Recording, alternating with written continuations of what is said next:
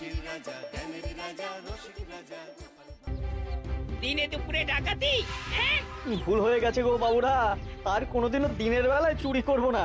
এবারে যা হবে সব চুপি চুপি রাতের আলোয়। হ্যাঁ, তবে রে একবার খালি বাগে লাই দেব না।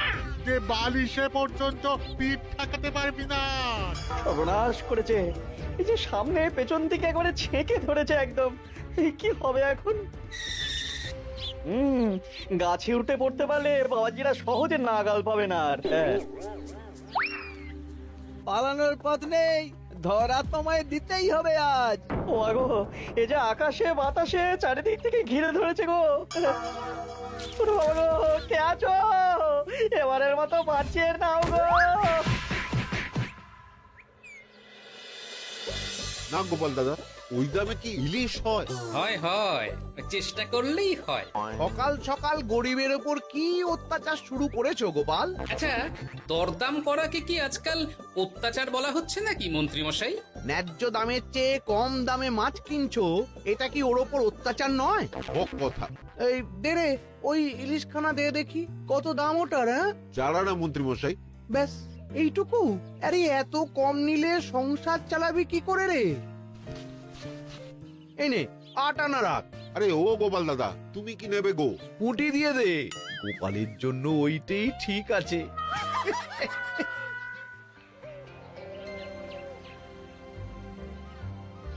বাজার তো নয় যেন আগুন। দাও একটু জল দাও দেখি, খেয়ে প্রাণটা জুড়াই। পুঁটি মাছ কিনতেই এই অবস্থা, ইলিশ মাছ কিনতে বললে তবে কি করবে গো? হ্যাঁ? ইস, ও মা গো, ইলিশের কথা শুনেই যে বিষম খেলে গো। এই জল খাও, জল খাও, জল খাও।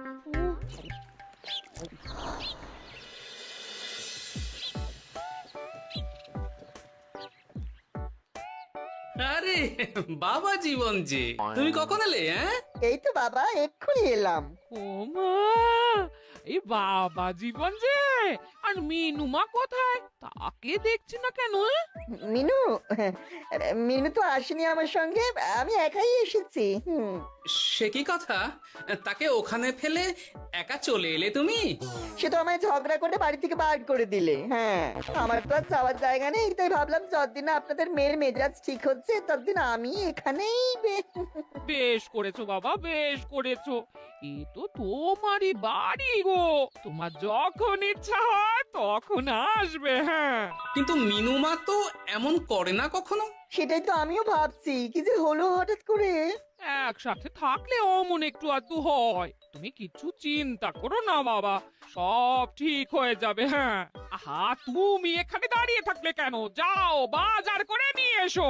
জামাই আমাদের কতদিন পরে এলো। হ্যাঁ, চেহারাটাও কেমন শুকনো লাগছে গো। আহা হা হা হা, রাতে কি খাবে বাবা? লম্বা চালের ভাত দিয়ে একটু পাঁঠার মাংস করে দিই। হ্যাঁ, ওই শুরু হয়ে গেল তো।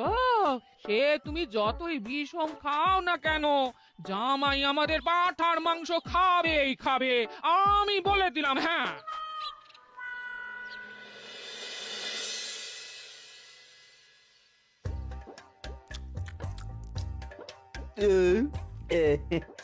খাওয়াতে একটু বেশি হয়ে গেল। না না না, খান একশের মাংস কি আর এমন বেশি? বাবা বোধহয় অবাক হয়ে গেছেন আমার খাবার দেখে। হ্যাঁ, ছি ছি ছি ছি বাবা, এ আবার কি কথা? আগে বলো দেখি, কাল কি খাবে? আরে বাবা, আজকেরটা হজম হতে দাও আগে। তুমি চুপ করো না, আমি তো জিজ্ঞেস করছি ওকে। আসলে মা কি জানেন তো, অনেকদিন ইলিশ খাই না, তাই ভাবছিলাম কি। আমি বলি কি বাবা, আজই তো সবে গুরুপাক করলে, ইলিশটা না হয় কদিন পর হোক। একদম না, বাবা জীবন যখন মুখ ফুটে বলেছে তখন কালই ইলিশ হবে। হ্যাঁ,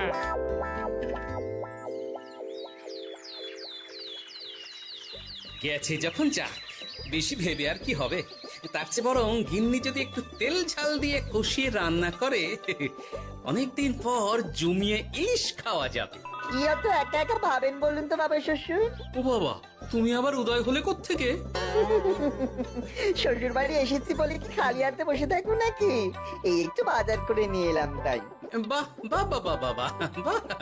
কি বাজার করলে শুনি? তেমন কিছু না, ওই একটু চুনো মাছ আর কুমড়ো শাক। হ্যাঁ?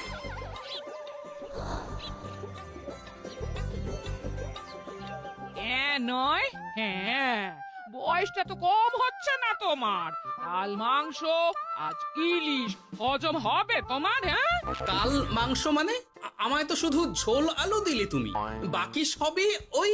আর চুপ! গোলের সাথে তো কিছুটা মাংস গলে মিশেছে নাকি? সেটা কোথায় যাবে? হ্যাঁ, তা বলে এই চুনো মাছ আর কুমড়ো শাকের ঘ্যাঁট? জানেন তো মা, ইলিশ ভাজার চেয়ে আমার ইলিশ ভাপাটাই বেশি ভালো লাগে। হ্যাঁ, এই নাও নাও নাও, আরো দুটো ইলিশ ভাপা নাও। এই না না, আমি আর পারবো না। পারবে পারবে, সব পারবে। সবে তো 6খানা হয়েছে, আর না নিলে হয় কি করে বলো? হতভাগা, গোটা ইলিশটা সাবড়ে দিল। পারলে বেটা আমাকেও সাবড়ে দেবে কোনোদিন। কি হলো বাবা, আপনিও একটা খাবেন নাকি? না না বাবা, তুমি খাও, আমার জন্য চুনোই ঠিক আছে। মা, ইলিশ ভাজা আছে নাকি? আসলে ভাজাটা এমন করা হয়েছে না যে আহা, নাও না বাবা নাও, লজ্জার কি? তোমার জন্যই তো করা এত সব। হ্যাঁ,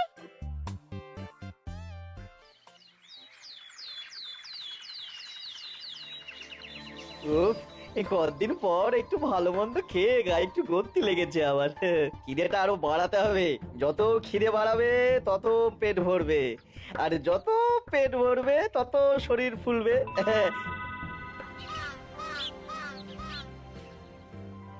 চাপে চাপে মুখটা কেমন চুপসে গেছে কদিনেই।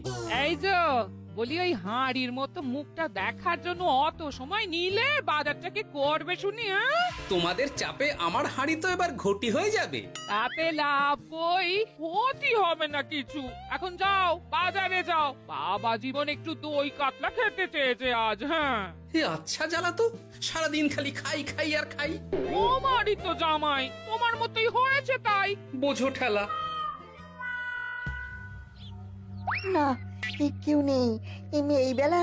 চুপি চুপি মাথাটা একটু ভিজিয়ে নিতে হবে ভালো করে। উফ, কি কুটকুটানি। বাপরে বাপ, গোপালের জামাইয়ের একই কীর্তি। দই খাবো দিয়ে চিনি। এই যে বাবা জীবন, তোমার চুলের একই দশা হয়েছে। হ্যাঁ, এই মাটি করেছে রে। মাটির আর কি দেখলে বাবা জীবন? তোমার এই টাকের কথা জানতে পারলে তো তোমার শ্বশুর মশাই শাশুড়ি মা মুখে চুনকালি দিয়ে বিদায় করবে তোমায় ঘর থেকে। এই না না না, এই পায়ে পড়ে আপনার, দয়া করে এমন কি করবেন না আমার সাথে আপনি। ও বাবা, গলার স্বরও বদলে গেছে দেখছি। ইস, ঘেটে গেল সব। এখন ঘাটেনি, তবে সত্যি কথাটা না বললে আমি ঘাটিয়ে দেব সব। বলবো বলবো, সব সত্যি কথা বলবো, আমি সব সত্যি কথা বলবো। তবে দয়া করে আপনি কাউকে কিছু জানাবেন না। বলো তাহলে। আসলে আমার যমজ ভাই গোপালের জামাই, হ্যাঁ, আমার ভাইয়ের গলা একটু পাতলা, তাই ভাইয়ের শ্বশুরকে ঠকানোর জন্য আমিও ওরকম ভাবে কথা বলছি, আর ভাই শ্বশুর বাড়িতে গ্যাট হয়ে বসেছি।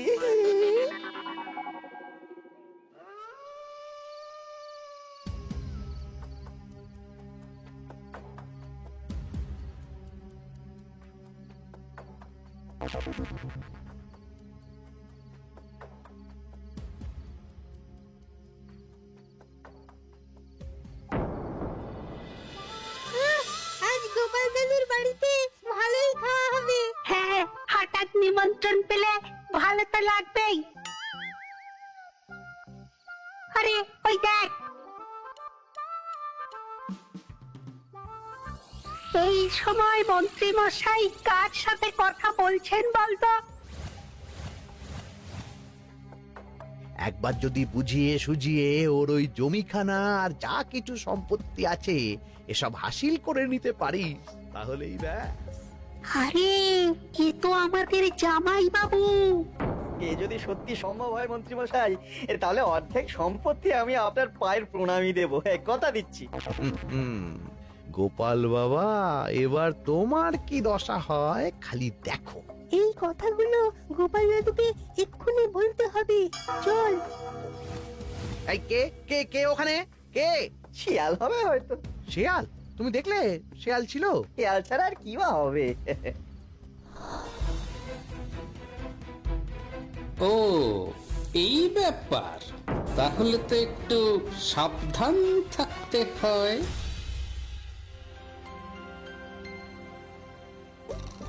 কি হে বাবা জীবন, আর কত ঘুমোবে? তুমি না বলেছিলে আমার চারা গাছের দেখভাল করবে? করব বাবা, নিশ্চয়ই করব। তবে গা হাত পাটা তো ম্যাচ ম্যাচ করছে না। ও আবার কি কথা গো? এই নাও নাও নাও, ডাবের জলটা খেয়ে নাও, বে ভালো লাগবে গো।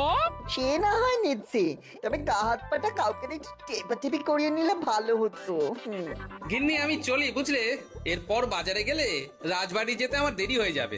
ও সব পরে হবে, দেখছো না জামাই বাবা জীবন কেমন ব্যথায় কষ্ট পাচ্ছে। তুমি বরং একটা লোক ডেকে দাও, বাবা জীবনকে একটু হাত পা টিপে দিক। হ্যাঁ, আরে এখন আমি কোথায় লোক খুঁজতে যাব? খোঁজাখুঁজির কি আছে বাবা, আপনি যদি একটু মানে আর কি বলতেনই তো। আমি আমি কি? হ্যাঁ তা কি বলতে চাইছোটা কি বলো তো?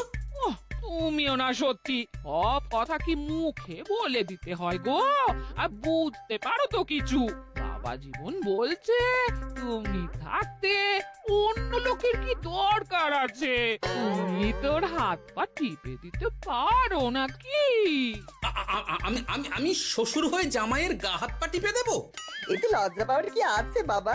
জামাই যদি শ্বশুরের সেবা করতে পারে, তাহলে শ্বশুর কেন জামাই সেবা করতে পারবে না? ঠিক কথা। দাঁড়াও দাঁড়াও, আমি ঘর থেকে তেল এনে দিচ্ছি, তুমি ভালো করে জামাই বাবা জীবনকে একটু মালিশ করে দাও তো, বরং আরাম হবে। হ্যাঁ হ্যাঁ হ্যাঁ, আমি তেল এনে দিচ্ছি।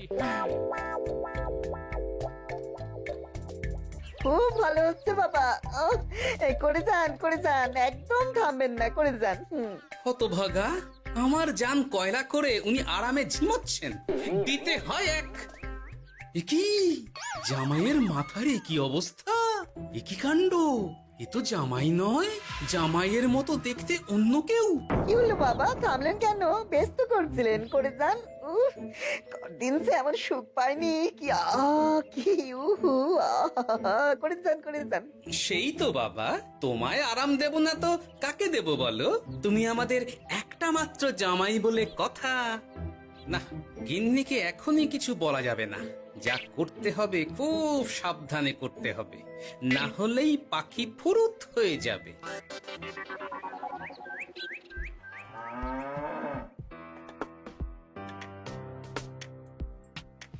কি বাবা, তুমি এত সকালে? কিছু হয়েছে নাকি? এই তো জামাই, আমি বুঝতেই পেরেছি ওদিকে কোনো একটা ঘোট আছে। শোনো, তোমাকে এখন আমার সাথে কৃষ্ণনগর যেতে হবে, তবে ওখানে গিয়েও কিছুক্ষণ গা ঢাকা দিয়েই থাকতে হবে, সঠিক সময়ে বেরিয়ে আসবে।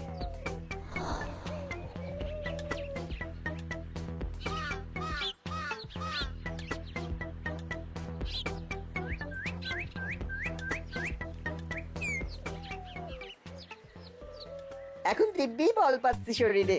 বাবার শ্বশুর কালকে আমি সুন্দর মালিশ করলেন যে সব ব্যথা একবার ফুরুত করে উড়ে গেছে। আজ তো অনেক বেলা অবধি ঘুমিয়েছি।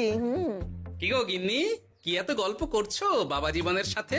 গল্প আর কি, এই আপনার কথাই হচ্ছিল। কাকবরে আপনি কোথায় গিয়েছিলেন? ওই একটু পুরনো বন্ধুর সাথে দেখা করে এলাম। তা কি নিয়ে কথা হচ্ছিল শুনি? বেশ, তোমরা কথা বলো দেখি, এখন আমি যাই, অনেক কাজ পড়ে আছে যে ঘরে। আসলে আমি ভাবছিলাম কি বাবা, আপনার তো বয়স হচ্ছে, তাই আপনি যদি এই সম্পত্তির ভাগটা আমায় দিয়ে দিতেন তাহলে আর কি, মানে বলতেন তো সব। ও বাবা, ওই দিকেও নজর পড়েছে দেখছি। কি হলো বাবা, কি ভাবছেন? না না, বলো বলো, তোমার কথাই শুনছি আমি। হ্যাঁ, ওই আর কি, আপনি সম্পত্তি আমায় লিখে দিন, তাহলে আপনার কাঁধের ভারটা একটু কমবে। হ্যাঁ, কাঁধের ভার কমবে না আমার কাঁধে চড়ে খাওয়া আরো সহজ হবে? বাবা, আপনি কি বলছেন? আপনি যেমন আছেন থাকবেন, শুধু আপনি না থাকলে তো এত বড় সম্পত্তি আমাকেই রক্ষা করতে হবে। তাই আগে থেকেই সবকিছু বুঝে নেওয়া ভালো, তাই না? তাই আপনি যদি ঠিক কথা, একদম উচিত কথা বলেছে তুমি বাবা জীবন। আমি আজই এক্ষুনি আমার স্থাবর অস্থাবর সব কিছুর মালিকানা দিয়ে দেব তোমাকে। তারপরেই আমার ছুটি, আমি মুক্ত। সত্যি বলছেন বাবা? আপনি আজই আমাকে লিখে দেবেন সব? উফ, কি আনন্দ! মিছে কথা কেন বলবো বাবা? তুমি তো আমার নকল জামাই নও, তুমি হচ্ছে গিয়ে আমার 7টা নয় 5টা নয় একটা মাত্র আসল জামাই। কি হলো বাবা, নকল জামাইয়ের কথা শুনে বিষম খেলে নাকি?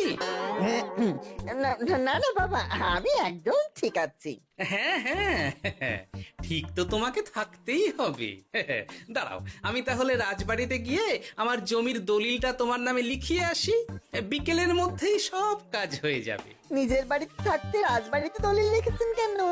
আমার কাঁচা বাড়ি, ইঁদুর পোকামাকড়ের উৎপাত। যাই হোক, আমি এলাম। হ্যাঁ, ভূপাল রে ভূপাল, এবার খুলে যাবে তোর কপাল। হ্যাঁ, শোনো জামাই, তোমাকে কিছু কাজ করতে হবে। কি কাজ? চলো, যেতে যেতে বলছি। সবার আগে এক মুহুরির কাছে যাব, কিছু নকল কাগজপত্র বানাবো, আর তারপর তুমি সেই কাগজ নিয়ে যাবে মন্ত্রীর বাড়ি। কিন্তু কেন? কারণ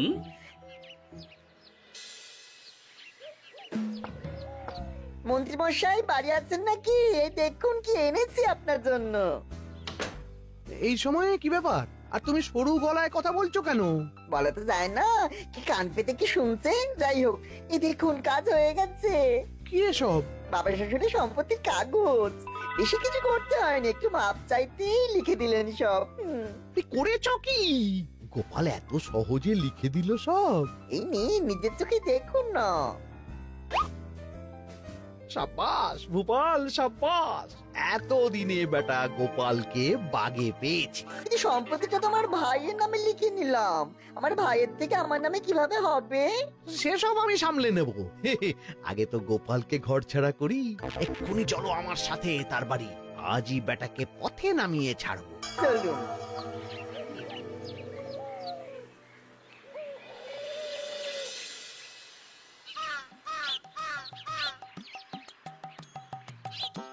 কি হলো বাবা শ্বশুর, গেলেন কই? এই তো বাবা, চলে এসেছি। আমার নামে দানপত্র? সব প্রস্তুত, এক্ষুনি চলে আসবে। আচ্ছা, পুরো সম্পত্তিটা ওকে লিখে দেওয়া কি ঠিক হবে গো? কিছুটা না হয় আমাদের মিনুর নামেও লিখে দিলে। আর আমাদের তো একটা ছেলেও আছে নাকি? ওর কথা কি তুমি ভুলে গেলে নাকি? আপনি মিছি মিছি এসব ভাবছেন মা? আমার নামে সম্পত্তি মানে কি শুধু আমি ভোগ করবো নাকি? আমি তো এসব করছি যাতে শুধু দেখভাল করতে পারি, তাই। তবে মিছি মিছি চিন্তা করো না গিন্নি, জামাই আমাদের বুঝদার ছেলে, একা হাতে সব বুঝে নেবে। তুমি যখন বলছো তবে তাই হোক। এত কিছু করলাম, এই আনন্দে তুমি তোমার শাশুড়ি মাকে একটা প্রণাম করে নাও দেখি। নিশ্চয় নিশ্চয়, সে তো করতেই হবে।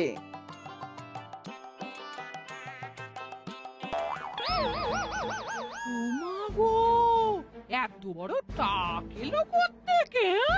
এই, আপনি কি করলেন বাবা শ্বশুর? চুপ! এই তো সঠিক সময়ে মন্ত্রী মশাই এসে গেছেন দেখছি। আসতে তো হতোই গোপাল।